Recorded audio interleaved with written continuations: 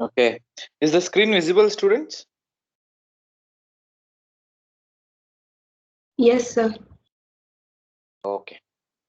Yeah. So, uh, Yes. okay. Previous class, we finished. I mean, in previous couple of classes, we discussed about SSL, the different layers of SSL. What are the different protocols in SSL? And then we discussed about TLS, transport layer security, but not in depth.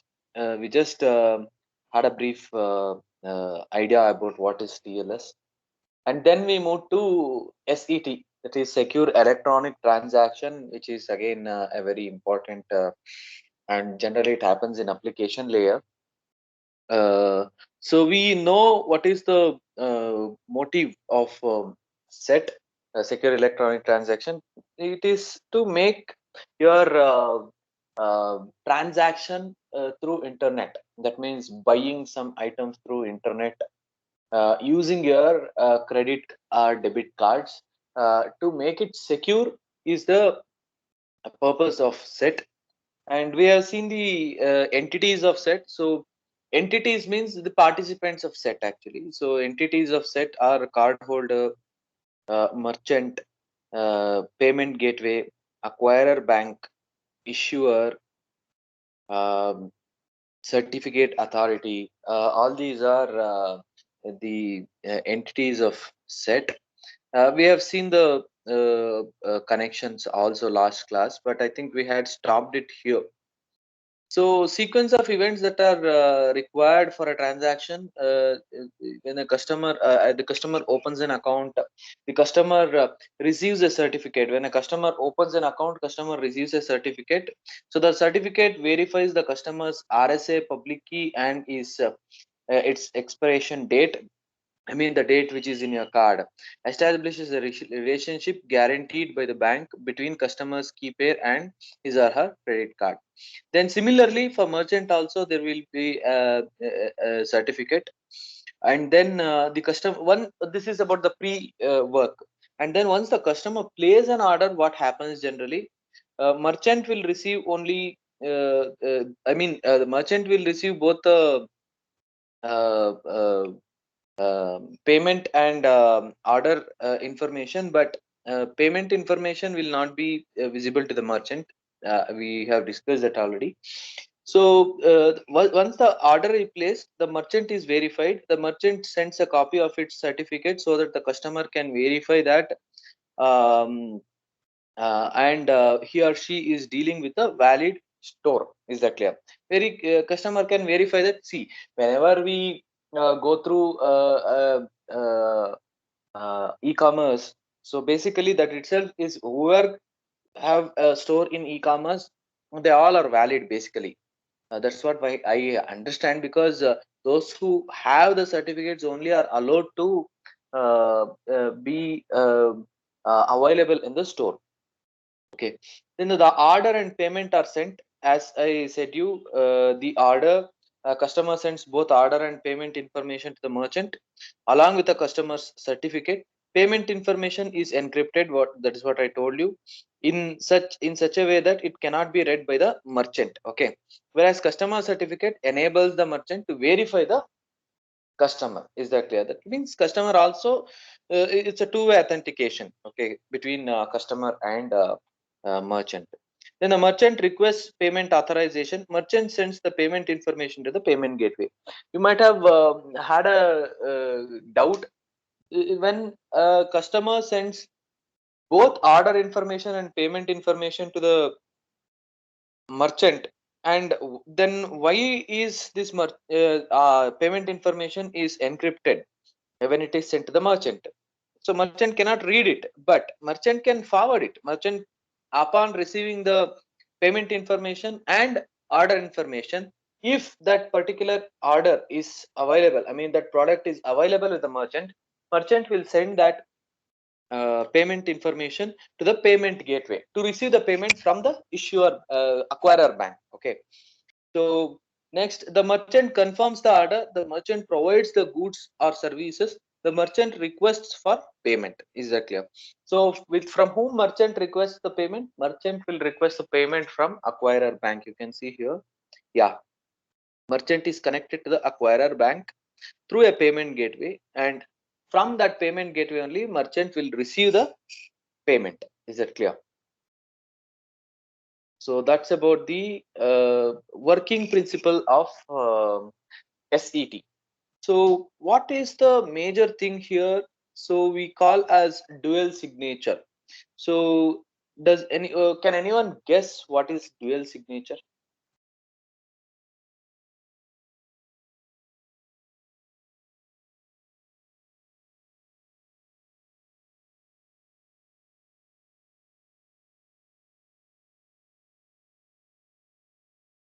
Like we are confirming the digital signature of both the merchant and the customer.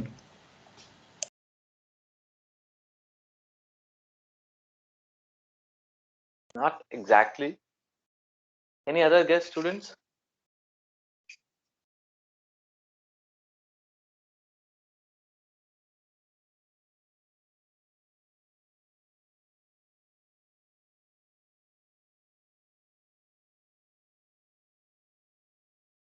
Okay, let us see it then. Purpose of dual signature is just a moment.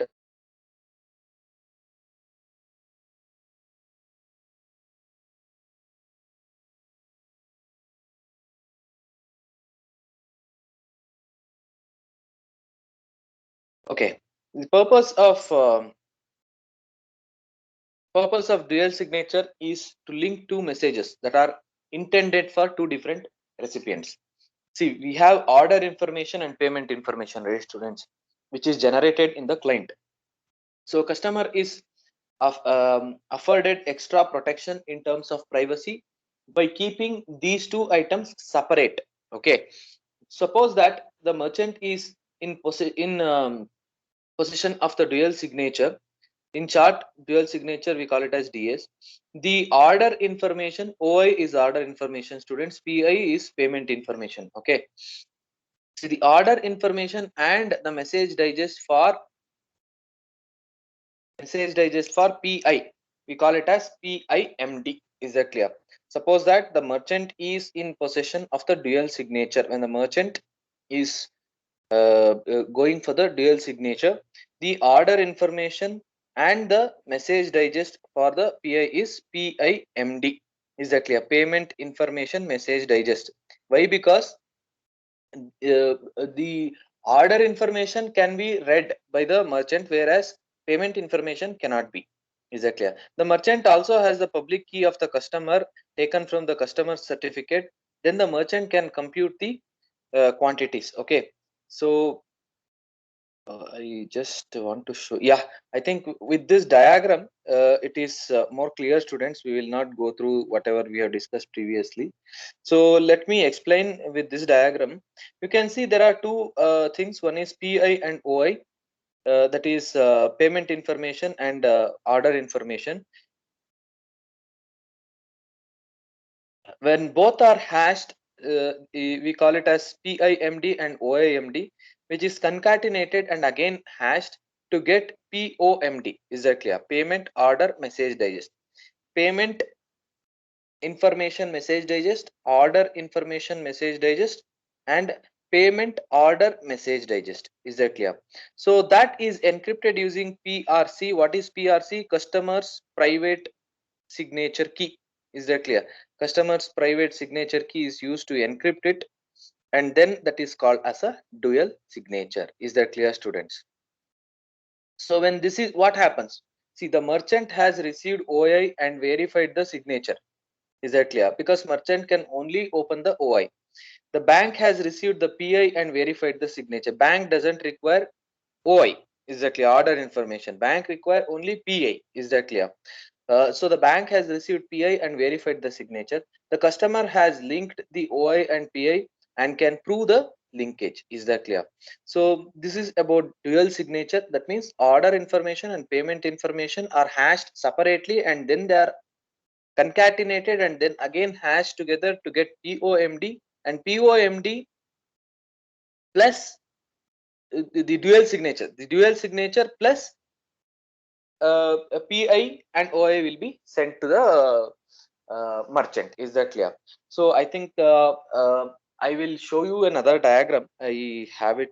I don't have it in the slide now, but maybe in the next class I will show you another other diagram which will help you to understand this in a better way. Is that clear? Because this is quite important about the dual signatures. I will share you that in the next class. Right now I can't add it here. So that's about dual signature, which happens in secure electronic transaction.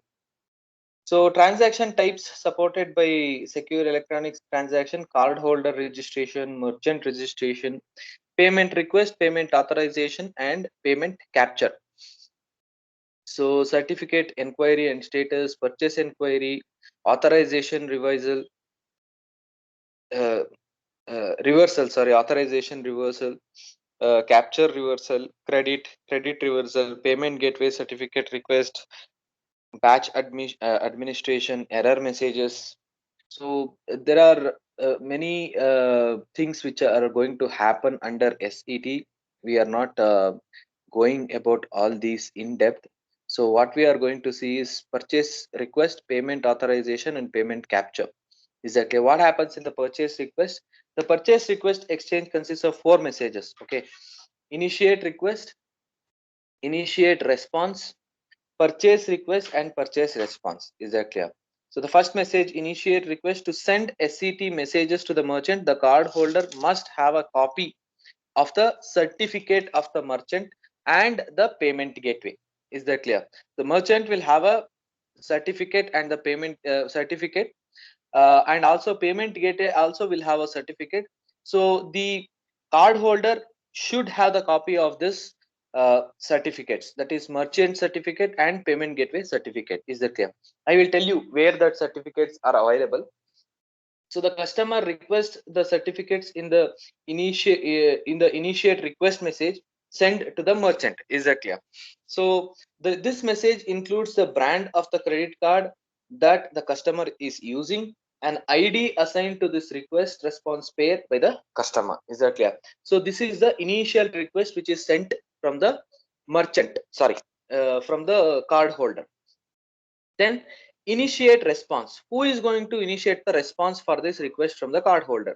The merchant generates a response. Okay, because the request is sent to the merchant, merchant will generate a response and signs it with its private key to make sure the digital signature to confirm its authentication. Okay, so the merchant generates a response and signs it with its private key. The response includes a transaction ID of the purchase transaction. In addition to the signed response, the initiate response message includes the merchant certificates and the payment gateway certificate. Is that clear? Because so the card holder also have a copy of it. The initiate response message includes the merchant certificate and the payment gateway certificate also.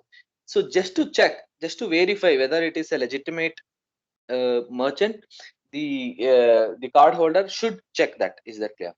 Then the card holder verifies the merchant and gateway certificate by means of their respective CA signatures, and then creates the order information, that is OI, and payment information. So once the card holder verifies the merchant and gateway, that means payment gateway certificates which merchant has sent, and also a copy of those certificates are available with the card holder also, those two will be verified. If both are same, then the card holder generates the order information and payment information. Okay, so the transaction ID assigned by the merchant is placed in both order information and payment information. Very important, students. A transaction ID is generated and sent in the response message. So who has sent that? The merchant has sent that. So the transaction ID assigned by the merchant is placed in both order information and payment information. The order information does contain explicit order data such as the number and price of items. Rather, it contains the order information doesn't contain explicit order data such as the number and the price of the item. Rather, it contains an order reference generated in the exchange between merchant and customer during the shopping phase before the first set message. Is that clear? So it contains an order reference generated in the exchange messages between merchant and customer during the shopping phase. Is that clear, clear students? Before the first set message. See what happens when you are doing a online purchase. You will go to a website. You will look into some product. So once you finalize with your product, you are actually going to buy it. Once you start buying it, and then the SET process will start. Is that clear? Secure electronic transaction will start. Before that, the customer and the merchant will exchange some of the informations. Okay, so see, all these things will happen beyond our visibility actually. So we don't see all these things, but in the back end, whenever you are communicating with a online shopping website, these things will be happening. So next, the card holder prepares the purchase request message. For this purpose, the cardholder generates one-time symmetric encryption key. Is that clear? That is KS. So the cardholder prepares the purchase request message. You can see here the previous slide. Purchase request. Okay. Yeah, here itself. Yeah, here. Initiate request, we got to see what it is. Initiate response, we got to see what it is. Then purchase request. So next, the cardholder prepares the purchase request message. For this purpose, the cardholder generates a one-time symmetric encryption key, that is KS. This message includes the following. What does this case include? Purchase related information forwarded to the payment gateway by the merchant and consists of order related information. Is that clear? So you have a purchase information plus dual signature. We know what is dual signature. PI, OI separately create hashed and then concatenated, and again it is hashed and then encrypted using the card holder's private key, that is your digital dual signature here. So you have PI plus dual signature plus OIMD. Is that clear? Purchase information. So this you are sending to merchant. Now you can understand this diagram I was speaking about. So when you send information to the merchant, you will send PI as it is, payment information. No, just a moment.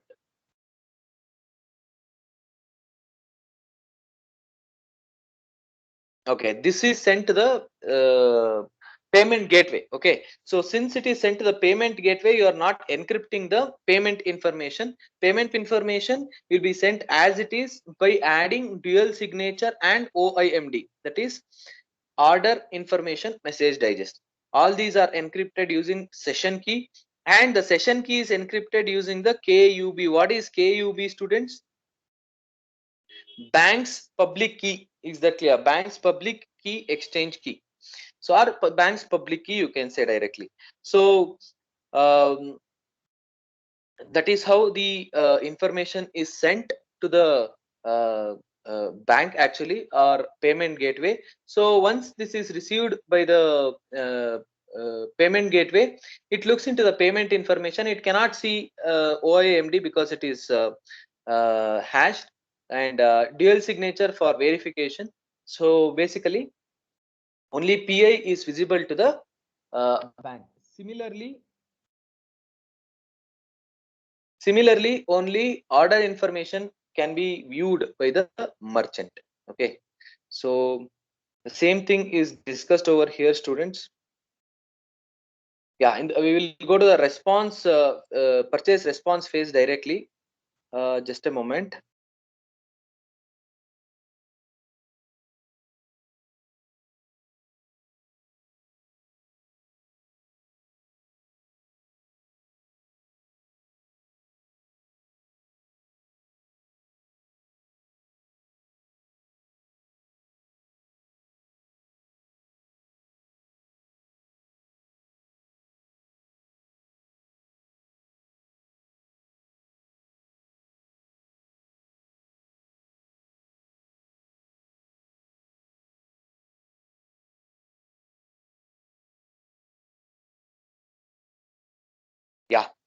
So we saw here like how payment information is sent to uh, uh, the bank, or you can say payment gateway. So payment information is not encrypted, but with payment information you are adding dual signature and OIMD, that is order information message digest. Okay. So what happens with the purchase response message includes a response block that acknowledges the order and references that corresponding transaction number. This block is signed by the merchant using the private signature key. So the block and its signature are sent to the customer along with the merchant signature certificate. So merchant verifies the customer purchase request. So how it is decrypting it, just go through this diagram, students, you can easily understand it. So you have dual signature, digital envelope plus PIMD plus OI. Is that clear? So order information. So again, for this also, I will share another diagram. Need not worry about this. I will share a clear picture again later, so that you will easily understand how the decryption process happens. Okay. So these are the major things, students. Again, payment capture, payment request, you can go through these slides by yourself. So uh, it is as simple. It is very clearly given in the slides. You can easily understand that. So hope this part is clear to you, students. SET. You have any questions regarding SET, students?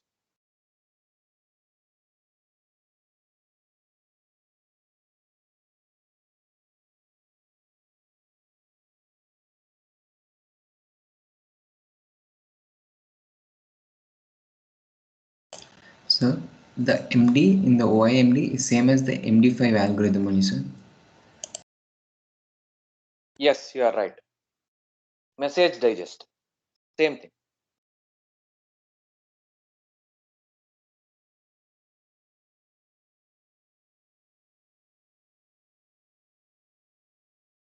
Both in OIMD and PIMD, it is using a message digest algorithm only to get the hash code of it. Yes, And sir, there is a separate MD5 also, sir. Like in the hash functions, we studied about SHL1 and MD5. So both are similar, might be, no, sir? MD5 and this. See, both are different algorithms, but used to generate a hash only. Used to generate hash code only of any message. Okay. Just like we have for encryption, we have AES, DES, all those algorithms, right? They encrypt, but they work in a different way. Similarly, this is different. Is that clear?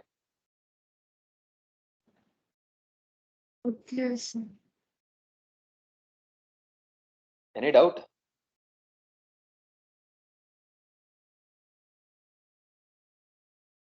I will share those diagrams, students. You will easily understand when you just go through the diagrams. So, any other questions related to either three protocols we studied in this chapter, right? That is SSL, TLS, then SCT. Any other questions do you have, students? Any doubts?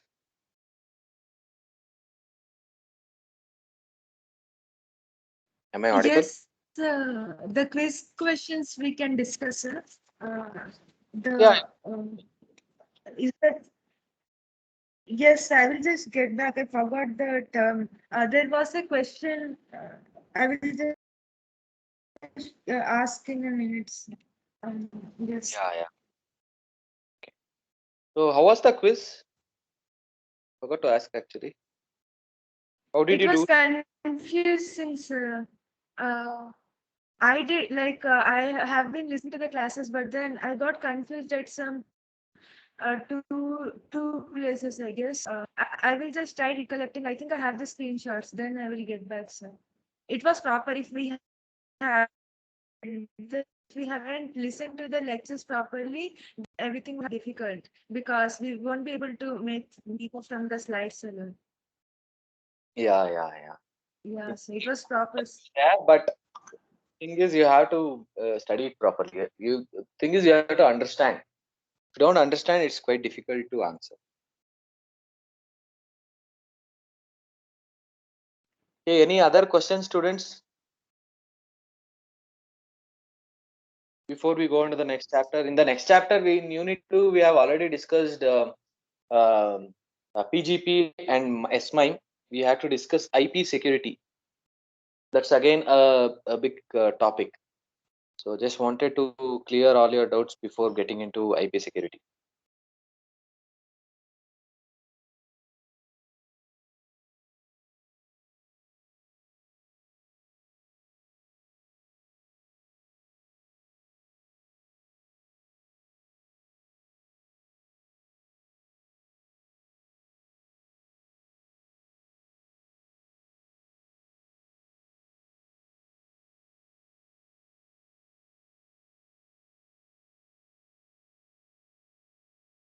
Okay, no doubts, students?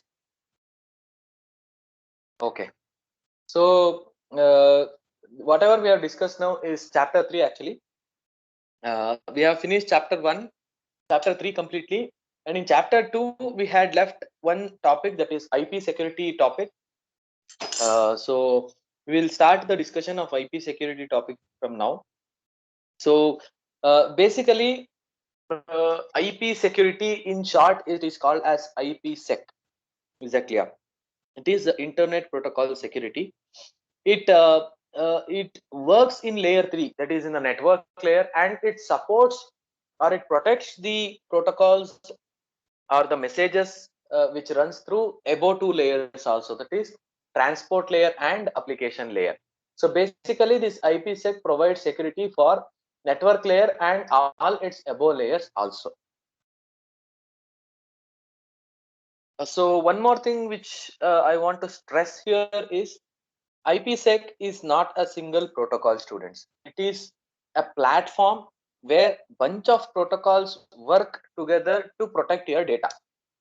Exactly. IPsec is a platform in which there are bunch of protocols which combine together and work to protect your uh, data. Is that clear? So keep this in mind. Never say IPsec is a protocol. Okay. So here we will be discussing about the two major protocols which are work under IP security, that is ESP and AH. AH is authentication header, and ESP is encapsulating security. ESP is let me see. Um, uh, so so ESP and AH protocols are the major protocols under IPsec. Um, then after that we will see about a important topic called as security association and different modes of IPsec protocols, transport mode and tunnel mode actually. Then security association we will discuss, and finally we will end this topic with key management. Is that clear? How this IPsec manages the keys? Okay, so issues with the internet protocol. What are the issues? IPsec issues with the internet protocol is uh, IP is an unreliable protocol. Yes, we all know that IP is unreliable. That means it tries to give you the best effort service, but it is definitely unreliable. It's not like TCP, which works in transport layer. Okay, so IP datagram may be lost. Yes, IP datagrams may last because it is not completely reliable. IP datagram may be duplicate. Yes, that also might happen. IP datagrams may arrive out of order. Yes, because there is no sequence number or acknowledgement number provided in the network layer, whereas it is provided in the transport layer for provided if you are using TCP. Okay, so it happens out of order. IP datagrams may arrive out of order in the destination. TCP takes care of those problems, as I said you. Okay, so what are the other issues with internet protocol? That in IP, so we are seeing the problems with IP. Is that clear? Two address that, we have IPsec. So IP spoofing is one big problem with internet protocol, like flooding of false IP addresses into the network. So no authentication on address. So what is IP spoofing? Basically, flooding of IP addresses into the network, sending requests with different IPs into the network, so that it creates a shortage of IP addresses, and also it burdens the network. Okay. So then packet sniffing is again a major issue with IP, that is internet protocol. So we all know what is packet sniffing. So the payload is not encrypted, confidentiality is not provided. If basically if the payload is not encrypted, obviously confidentiality is not provided. So packet sniffing is means when the packet is in transit, and if it is not encrypted, your data can be read by the unauthorized users. Is that clear? So these are some of the problems with internet protocol. But how do you protect it? Where you are going to provide security for your data in network layer? Okay. So where to provide security? Whether in the application layer, we have SMIME, PGP for email security. We have Kerberos for client servers for authentication. We have SSH, secure telnet.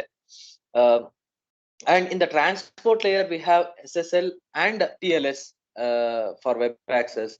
So but in the network layer, we don't have any security. However, users have security concerns that cut across protocol layers. By implementing security at the IP level, that is in the network layer, student, an organization can ensure secure networking not only for applications that have security mechanisms, but also for the many security ignorant applications also. For all the applications, IPsec will provide a security measure. Okay. So in IP layer, it is IPsec.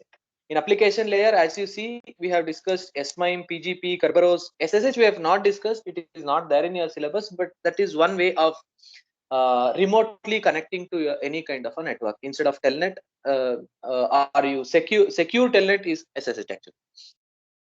Transport layer, we have SSL. We have deeply studied SSL in detail. TLS is transport layer security, which we have discussed in brief. But in network layer, we have IPsec. Is that clear, students? So yeah. So I think IPsec, the actual part of IPsec, we will discuss in the next class, in the tomorrow's class. So if you have any doubts, you can ask. I think Priya, you had some doubt with the quiz one. If you are ready with the question, you can ask me, or you can ask it in the next. Yes.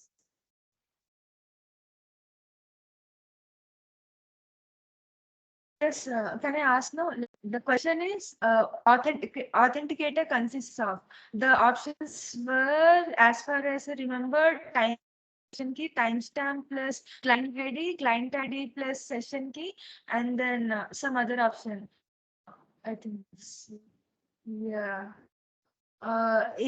In the it comes in the authentic comes in the Kerberos, like actually, what you told in the class was class. Priya, Uh, Priya, just a moment. I can't sending hear. the authentic will be including times you told. Priya, I can't hear you properly. There is a lot of Oh, disturbance. I don't know whether it is from my side or your side. I'm not sure. Is my Oh, voice okay. students? Is my voice clear? Sir, your voice is clear, sir. It's her internet. Are you also facing problem listening to? Yes. Yes, sir. So Priya, do one thing. You send that question to me Yes. That's. in the chat. Okay, I will help you out with that. I will put in the WhatsApp group, sir. Yeah, you can do that. Yes, sir. I will put in the WhatsApp group now. Yeah, Yes, yeah. sir. Okay, sir. Thank you, sir. Whichever questions you have doubt, you put it in the group. I will answer it. Yes, sir. I have a next class. So after that class, I will discuss about that. Okay. Okay, sir. Yes. Thank you, sir. Okay. Any other doubts, students?